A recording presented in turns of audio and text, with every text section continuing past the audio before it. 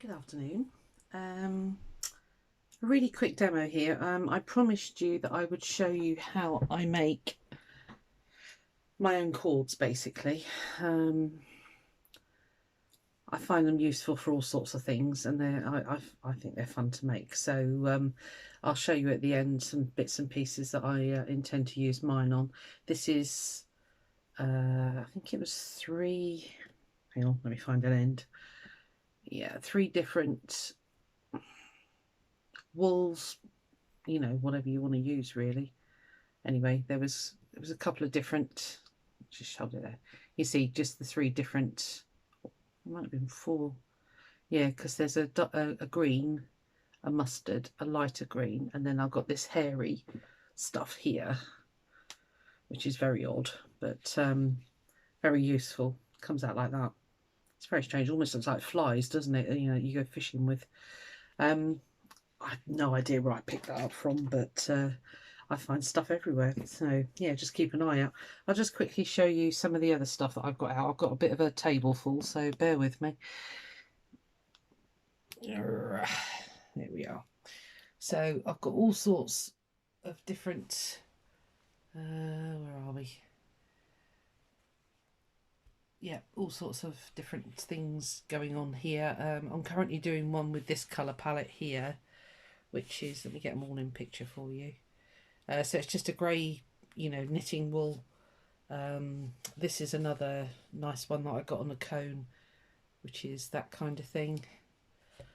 This I picked up in a charity shop. I can't even remember where from, and it's almost like ribbon on a thread, basically.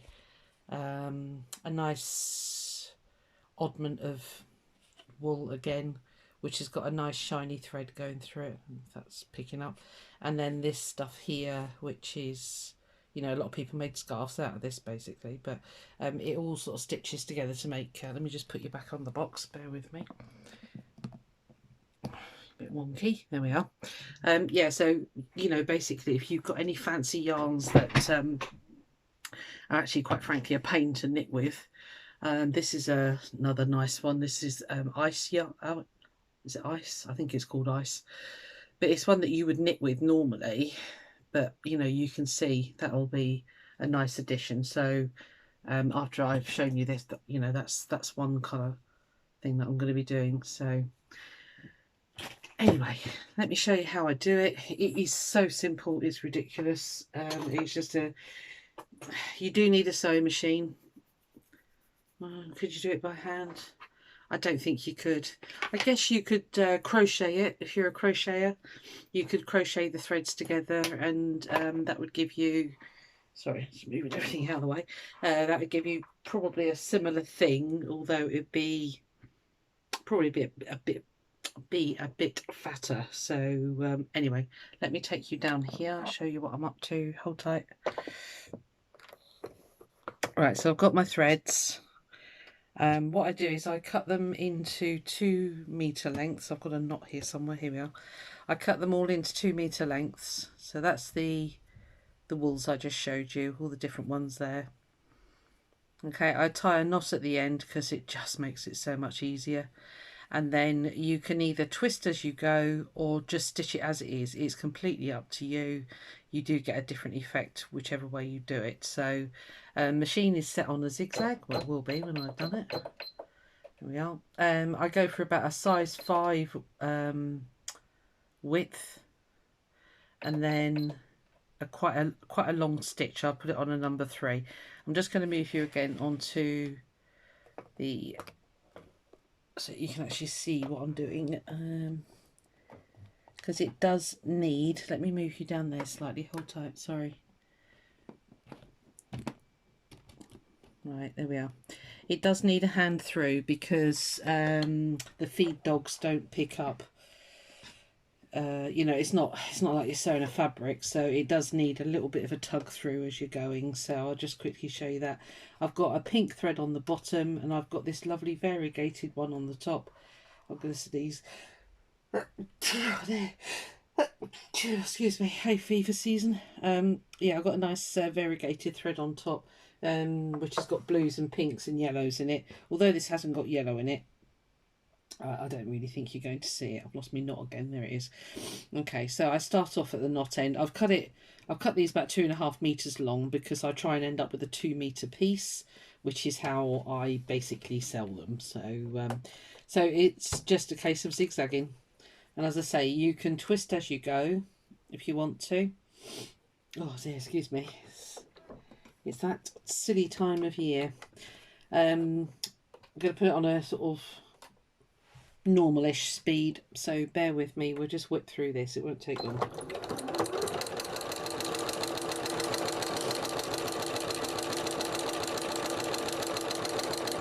It's actually feeding really well, which is quite a surprise actually, but you just have to watch that the threads don't get caught around your foot as you're putting it through. I am twisting. Try and keep it central so that your zigzag takes in the whole threads. And if you can see my hand at the back, I'm just slowly winding it at the back.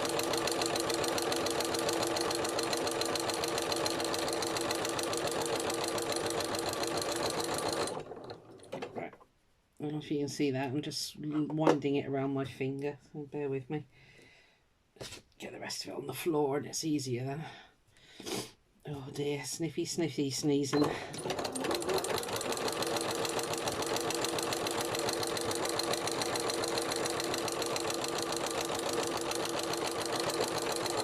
As that's feeding through nicely, I'm just going to concentrate on twisting, I think. It's very variable whether it's going to behave under the machine foot or not, so it's also going to behave today. I'm stuck there. Sometimes it just needs a little help through. I'm going to really pull it now, so it's obviously decided not to start playing.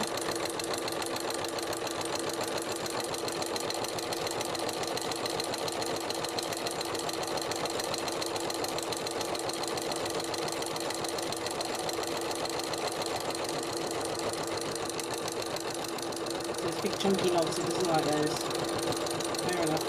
Look you through.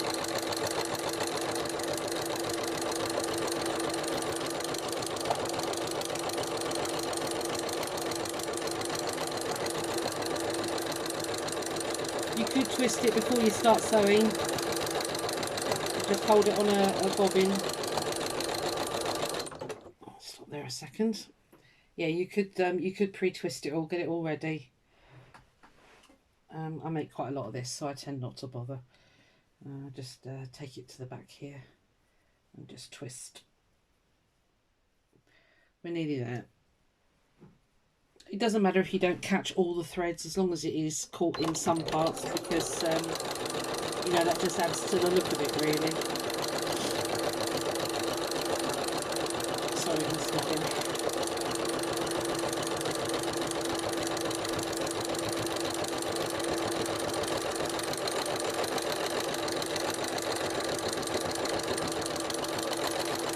So you do have to give it a tug some points. You'll feel it going through. It's going through alright. Not just give it a gentle tug. Again, I've got my really solid jeans needle on. Unless I'm sewing really delicate fabrics, I just work with a really thick needle, because I am quite I do abuse my machine and my needles quite a bit actually. Let's just stop there a second. Oh dear, excuse me. I'm just going to put the stitch width up to a 6, because then it's catching it, but I just want to speed this up a little bit. I haven't got to fuss so much. Okay, here we go.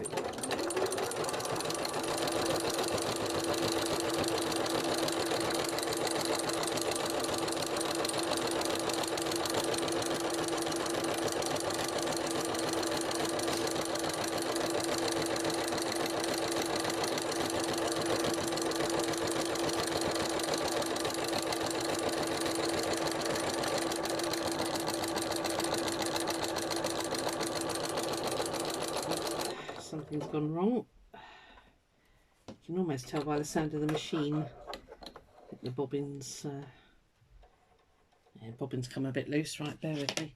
Don't worry about any threads, they just, you know, they'll just go in basically. So these shiny threads, they're lovely, but they are so weak, you know, compared to cotton.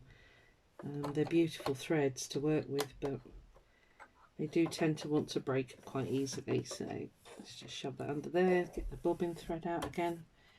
There we are. Okay, so just restart back here.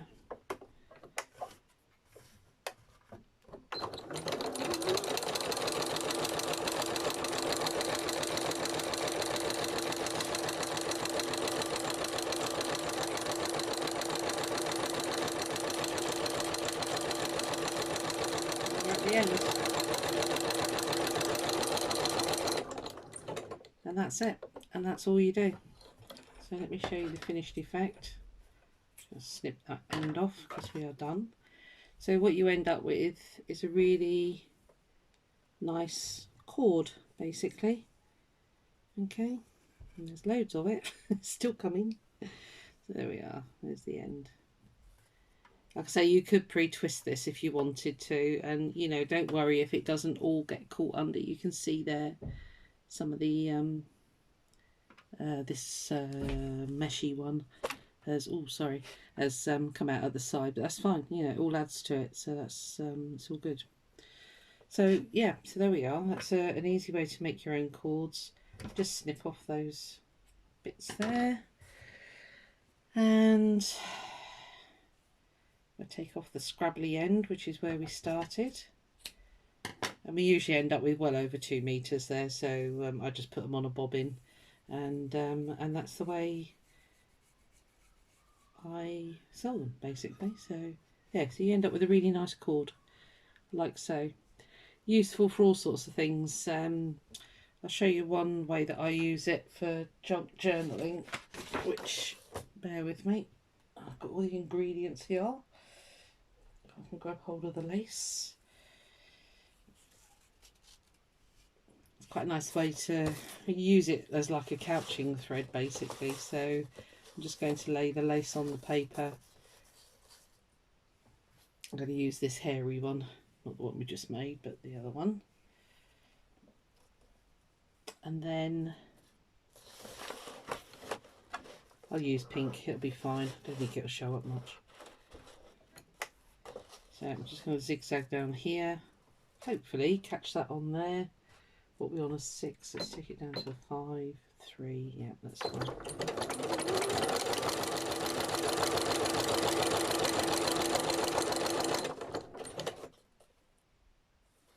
So yeah, they make very nice couching threads if you're doing a hand sewn project.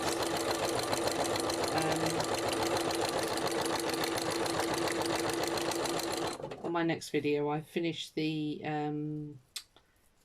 Ambrooks challenge, so I'll show you how I used it. Sorry, my hand's right in the way there. I'll show you how I used it on that, because I ended up hand stitching that in the end onto the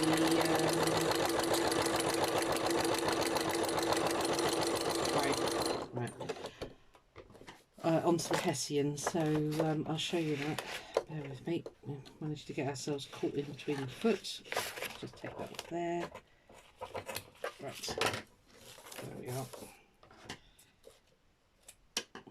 So you can end up with a really nice simple page border for your junk journal page, like so. A top border obviously, or you can also rip it off and use that as a belly band. I'll just show you.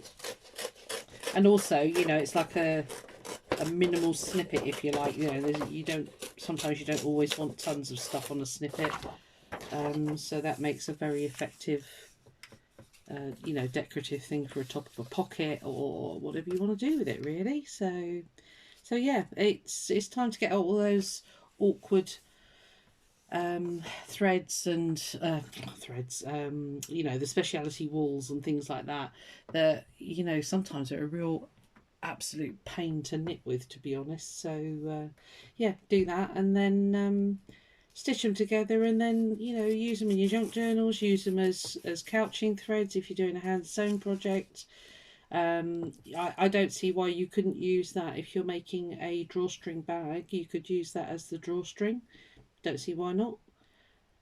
Yeah, so that's that really. So thank you. That was a quick one, and I'll say the next one will be a slightly longer one. So thanks a lot. Bye.